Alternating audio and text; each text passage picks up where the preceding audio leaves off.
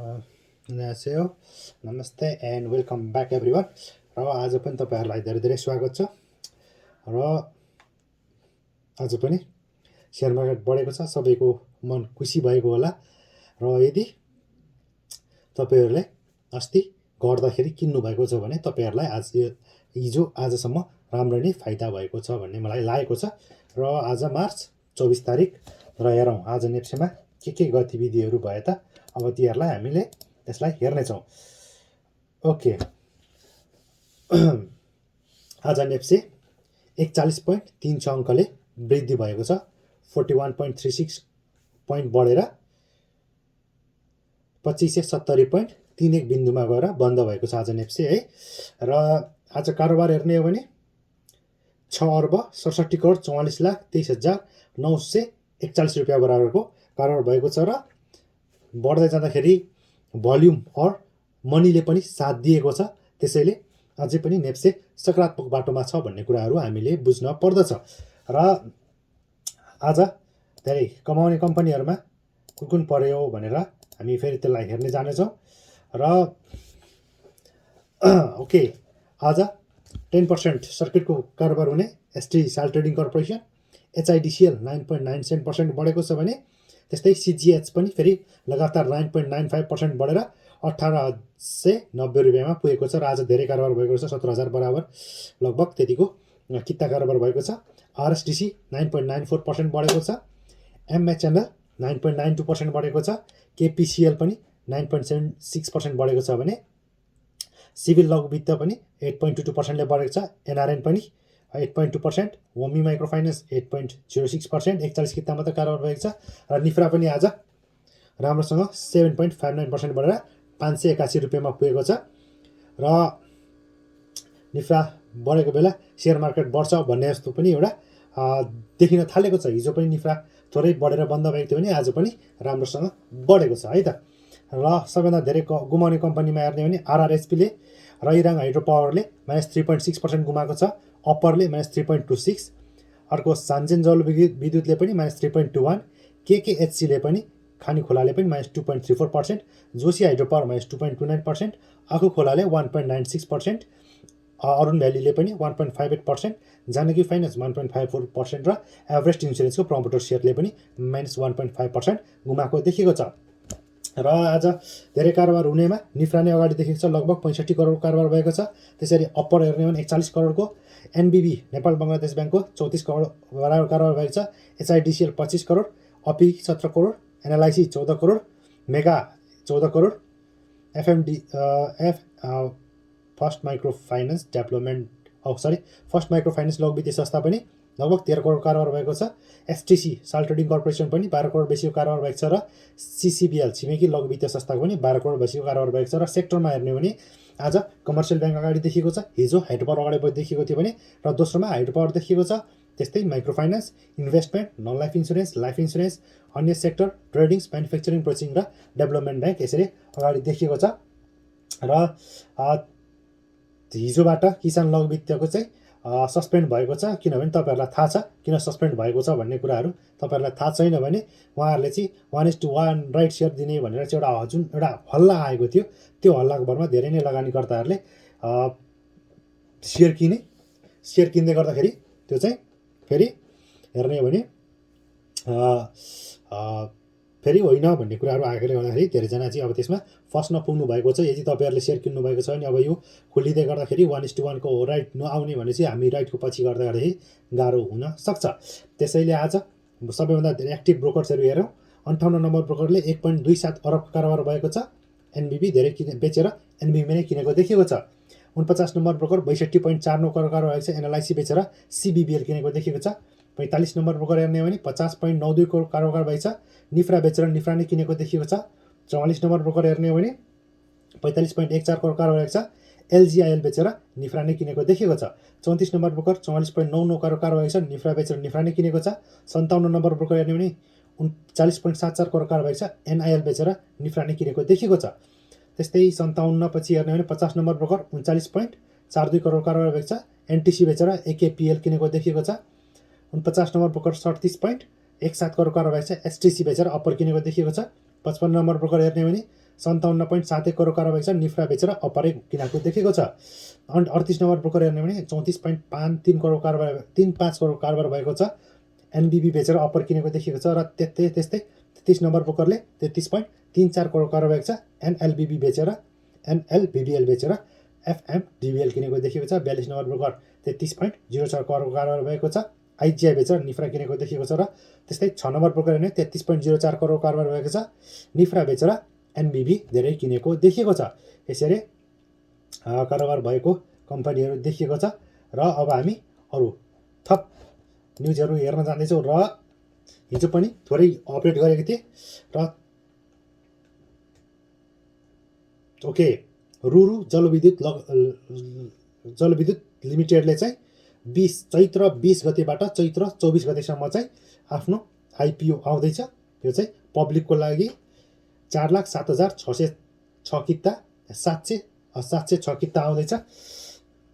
यसो चाहिँ 120 रुपियाँमा आउनेछ र भनिसकेँ मैले किन 120 मा। यो चाहिँ प्रिमियममा यो अलरेडी कम्पनी आइसकेको रे। 2% चाहिँ 8,154 युनिट चाहिँ इम्प्लोइलाई जानेछ। 5% म्युचुअल फन्डलाई 20,385 किता र अरू रिमेनिङ 3,79,167 किता चाहिँ हामी इन्डिभिजुअल इन्भेस्टरलाई आउनेछ। र यसै 10 किता एप्लाई गर्दा पनि 3,79,167 जनालाई पर्ने सम्भावना देखिन्छ। सरी 37,000 ओके सरी ओके यो पनि हामीले 10 किताको भरले एप्लाई गर्दाखेरि हुने देखिन्छ। ओके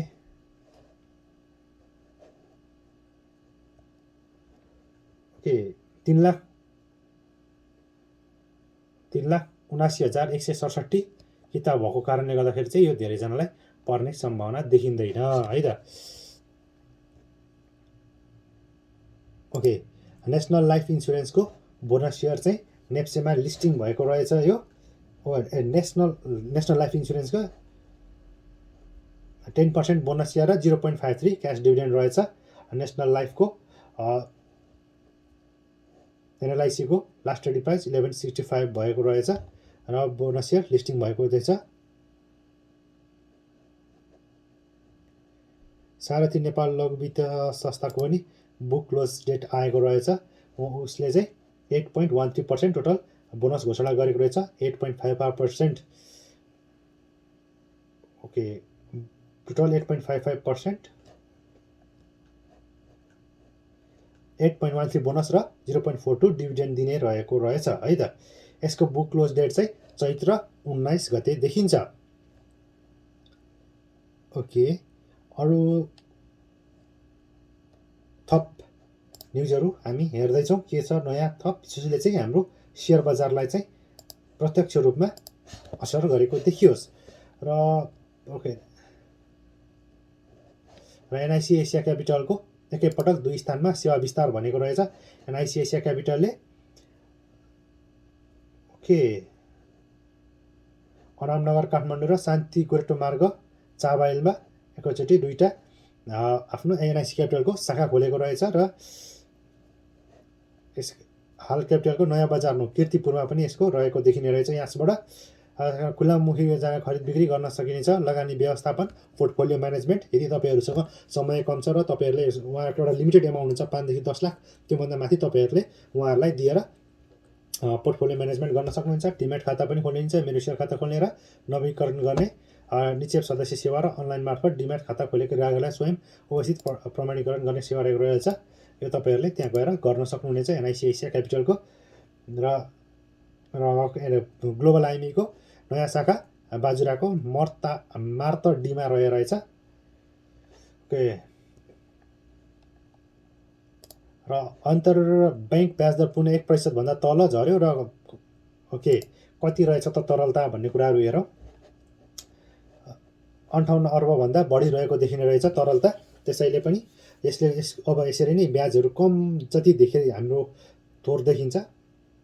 यसरी नै हामीले तब सेयर मार्केटलाई त राम्रो न्युज हुने नै भयो। अब 1-2% हिजो एउटा फिक्स्ड डिपोजिटमा चाहिँ बढेको देखिए पनि अरू सेभिङ्सहरूमा कुनै पनि ब्याज नबढेको कारणले गर्दाखेरि अझै पनि हामीले 9-10%, 12-11सम्म म्याक्सिमम 10-11%मा ऋण पाउने अवस्था भएको कारणले गर्दाखेरि अझै पनि हामीलाई सेयर मार्केटलाई पोजिटिभ फ्याक्टरै मान्नु पर्दछ।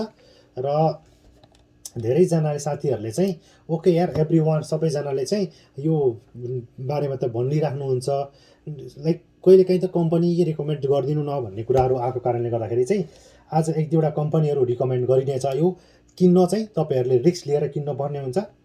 मैले यसको कतिसम्म तपाईँहरूले गर्न सक्नुहुनेछ भन्ने कुरा मात्र भन्ने छु र रिस्क सधैँ तपाईँकै हुनेछ।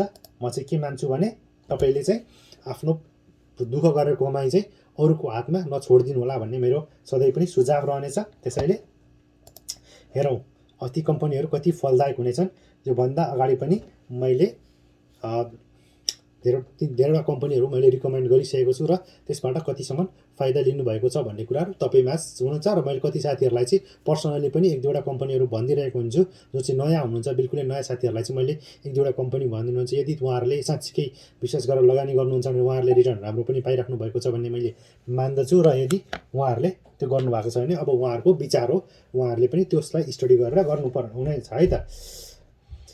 ओके, अब बङ्गलादेशले चाहिँ अब बर्खायाममा चाहिँ लगभग 200 कति मेगावाटको विद्युत चाहिँ हामीलाई चाहियो भन्ने कुराहरू पनि आएको रहेछ। र अर्को एउटा हामी अब टेक्निकल्ली अब एउटा पठाउ ट्युटोरियल जस्ता माध्यमलाई चाहिँ युवा माझले चाहिँ धेरै नै रुचाएको देखिन्छ। तर नेपालका व्यवसायीहरू जो चाहिँ ट्याक्सी चालकहरू हुनुहुन्छ वा बस चालकहरू हुनुहुन्छ उहाँहरूले चाहिँ ती धेरै नरुचाएको देखिन्छ। एउटा नयाँ मुभमेन्टहरू सुरु भइसकेको छ कि उहाँहरू चेन्ज हुनु पर्यो, उहाँहरूले सर्भिस राम्रो दिनु पर्यो कि उहाँहरू पनि चेन्ज हुन सक्नु पर्यो भन्ने कुराहरू उठिरहेको छ। यो चाहिँ पठाउ र टेक्निक मतलब आइटीलाई एडप्ट गर्न सिक्नु पर्यो भन्ने कुराहरू मेरो। र थप अब हेर्नेछौँ र आज लगभग 2500 ओके 2570मा गएर बन्द भएको छ हाम्रो नेप्से। र अझै पनि एउटा नयाँ अर्को एउटा कुनै त्यहाँ बिचमा अवरोध वा सपोर्टहरू रेजिस्टेन्सहरू नदेखेकोले फेरि भोलि 2600 प्लस हामीले देख्न सक्ने एउटा प्रबल सम्भावना चाहिँ मैले देखेको छु। र साथीहरूले धेरै नै रिक्वेस्ट अनुसार मैले दुईवटा कम्पनी, एउटा सिटिजन्स ब्याङ्क इन्टरनेसनल हेर्दैछु। सिटिजन्स ब्याङ्क इन्टरनेसनलको के छ त एउटा यसलाई हल्का थोरै यसको फन्डामेन्टल पनि हेरौँ र टेक्निकल पाटो त आज छँदैछ। आज लगभग 3%ले बढेको छ।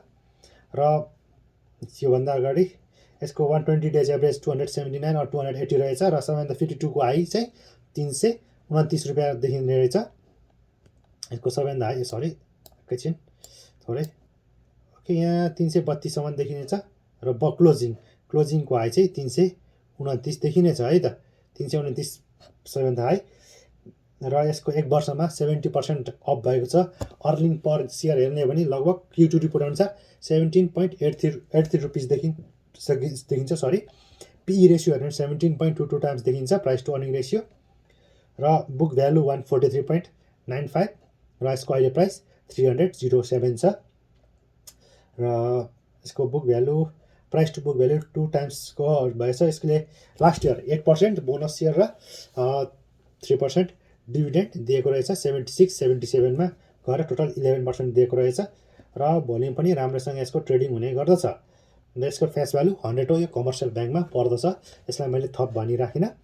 र अब यसको ओके सरी यसलाई अब मैले चार्ट फर्केर हेर्दाखेरि मैले के देख्छु भने यसलाई हिजो अस्ति तपाईँहरूले यदि 290 देखि 300 को बिचमा एउटा राम्रो बाई थियो र 300 को एउटा सपोर्टलाई यसले रेजिस्टेन्सलाई यसले क्रस गरिसकेको छ। र अब पनि तपाईँहरूले रिस्क लिन सक्नुहुनेछ भने 300 भोलि पनि यही 310 को रेन्जमै अन्डर 310 को रेन्जमा किनेर तपाईँले सिटिजन्स ब्याङ्क इन्टरनेसनललाई अलिकति अगाडि लान सक्नुहुनेछ।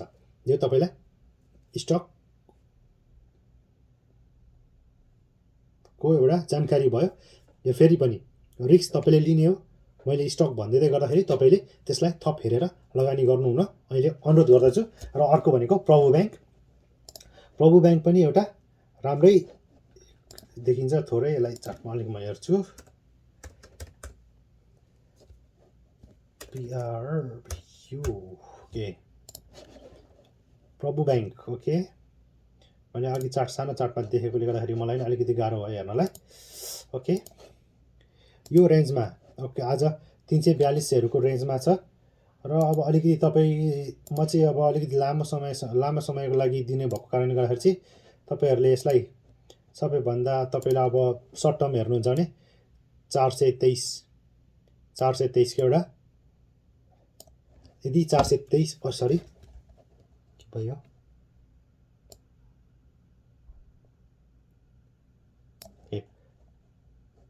425 को एउटा support John, strong support John देखिन्छ। 425 को भन्दा तल गयो भने तपाईँहरूले आफ्नो पोजिसन कट गर्ने हो। र यही रेन्जमा 442 को रेन्जमा और म्याक्सिमम मैले भोलिको रेन्ज हेर्ने भने 450 ओके 445-50 को रेन्जमा किनेर तपाईँहरूले अलिकति लामो समयको सोचेर लगानी गर्नुभयो भने अराउन्ड 500 प्लस को तपाईँहरूले एउटा देख्नुहुनेछ। फर्स्ट टार्गेट, फर्स्ट भनेको एउटा लगभग हाम्रो 475 र सेकेन्ड भनेको 490 और 500 को एउटा टार्गेटमा तपाईँहरूले बाई गर्न सक्नुहुनेछ प्रभु ब्याङ्कलाई। र फेरि यसको पछाडि यसको हिस्ट्री हेरौँ। अब प्रभु ब्याङ्कको के छ त उहाँहरूले के दिनुभएको छ भन्ने कुराहरू पनि हेर्नुपर्ने जरुरत छ। र टोटल्ली रिस्क भनेको तपाईँको हो, त्यो अनुसार तपाईँहरूले लगानी गर्न सक्नुहुनेछ। मैले यहाँ कम्पनी भनिराख्दाखेरि पनि तपाईँहरूले हेरेर मात्र लगानी गर्नु होला भन्ने मेरो एउटा सुझाव छ। ओके, यसको चेन्ज आज 0.91% चेन्ज भएको छ। यसको 7,492 देखिएको छ। 52 लो हाई, लो भनेको 204 र एभरेज 411 छ। आज 442 मा क्लोज भएको छ। यही रेन्जमाहरू तपाईँहरूले किन्नुपर्ने हुन्छ। ठिक छ, यो रेन्जमा किन्न सकियो भने पनि राम्रै छ। ओके, 1 इयरमा 96.44% बढेको देखिएको छ भने EPS 26 Q2 रिपोर्ट अनुसार 26.77 र प्राइस टु अर्निङ रेसियो 16.51 छ। सिटिजन्स ब्याङ्क भन्दा थोरै अझै पनि यो प्राइस टु अर्निङ रेसियोमा सस्तो देखिएको छ। बुक भ्यालु हेर्ने भने 147.29, प्राइस टु बुक भ्यालुमा थोरै यो महँगो साबित देखेको छ सिटिजन्स ब्याङ्क भन्दा। डिभिडेन्ड यसले पनि 10% र 0.53% दिएको रहेछ। यसले 10% डिभिडेन्ड रहेछ, उता सिटिजन्स ब्याङ्कले 11% दिएको छ। यसरी पनि तपाईँहरूले कम्पेयर गरेर हेर्न सक्नुहुनेछ। र okay, citizens bank 17.22 times price to अर्निङमा कारोबार भइरहेको छ।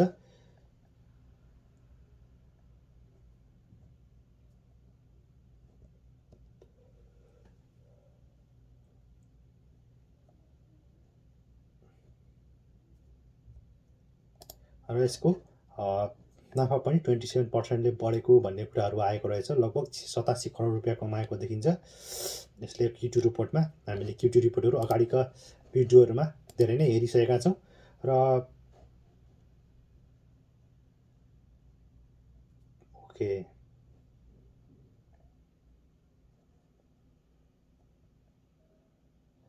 यसरी तपाईँहरूले दुईटा कम्पनी मैले दिएँ। र मेरो अल टाइम फेभरेट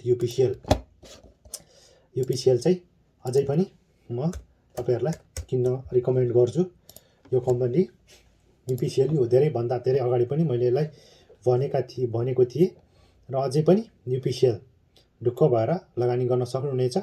अलिकति लामो समय 3 देखि 4 महिना 5 महिना जति तपाईँहरूले यदि होल्ड गर्न सक्नुहुन्छ भने तपाईँहरूले राम्रो रिटर्न पाउनुहुनेछ भन्ने कुरा मैले मानेको छु।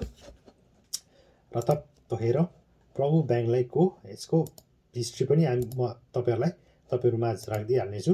प्रभु ब्याङ्क सरी थोरै समय दिनु होला। प्रभु ब्याङ्कको डिभिडेन्ड हिस्ट्री के छ है त हामी हेरौँ।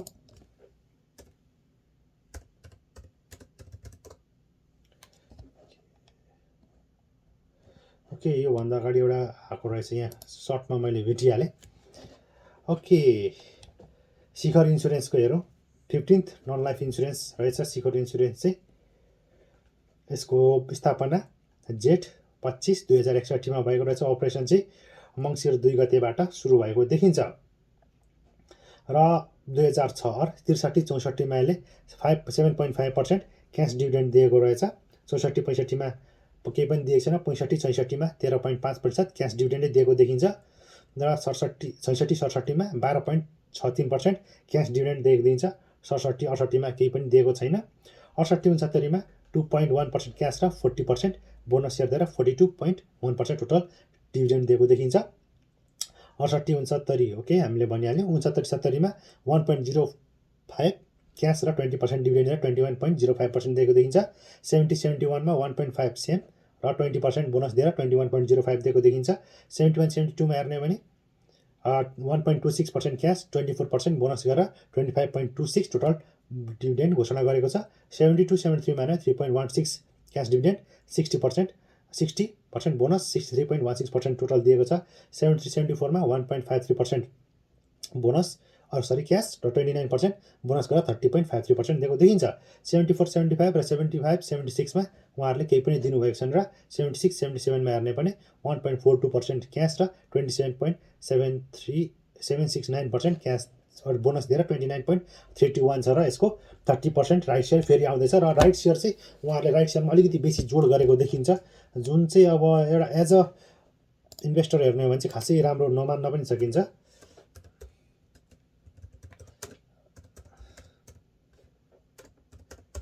ओके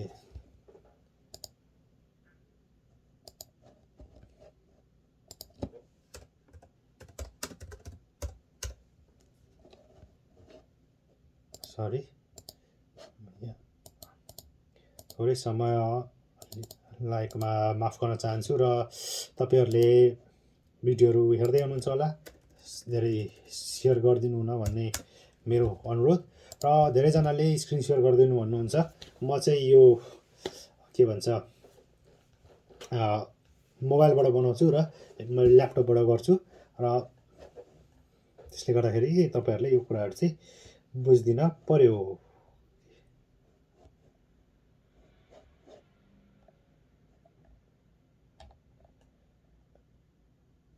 ओके र प्रभु ब्याङ्कले Q2 रिपोर्टमा 1.51 अरब कमाएको छ।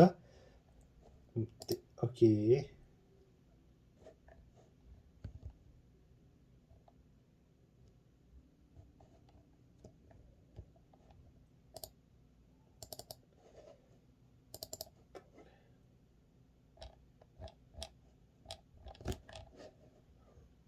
Okay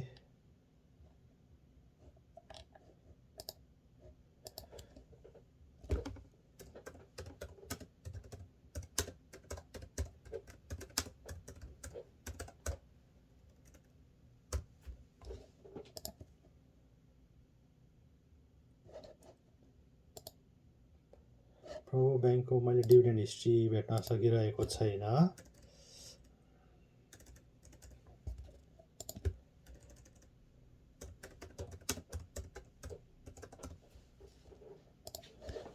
So let's see.